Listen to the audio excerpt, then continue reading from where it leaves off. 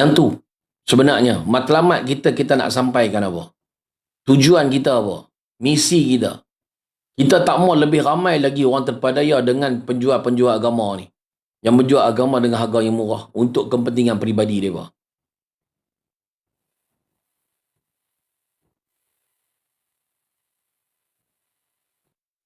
Bukan boleh bantu agama pun. Hampa bagi seluruh jiwa raga hampa dekat pengembala babi dalam PAS tu. Bukan boleh bagi apa pun pada agama.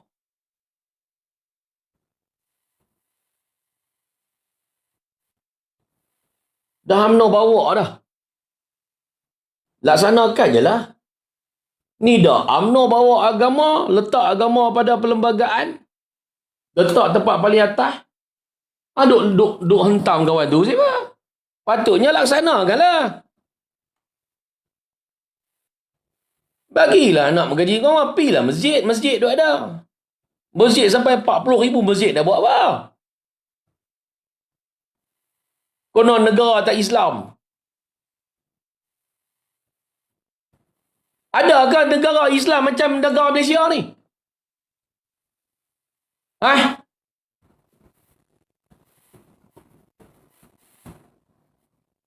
Meletakkan agama Islam sampai tahap level macam ni? Adakah? Dikuatkuasakan undang-undang. Ingat, Islam dekat Malaysia ni 9 cakap lah.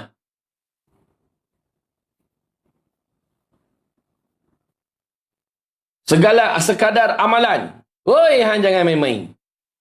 Buka puasa waktu siang, bulan puasa, depan-depan orang jumpa, hang kena tindakan undang-undang tau. Jangan main-main. Ada penguatkuasaan. Tapi celaka PAS ni, dia mengikut arak. Celaka. Sebab apa? Nak suruh orang lawan ni. Mileage politik. Memang celaka lah Ismail. Wantih. Weh Ismail Wantih, hang ni memang celaka. Hang memang sial. Nampak tak? Gemar menyesatkan orang. Apa nak jadi hang ni? Main mana dia ni? Allahu Akbar.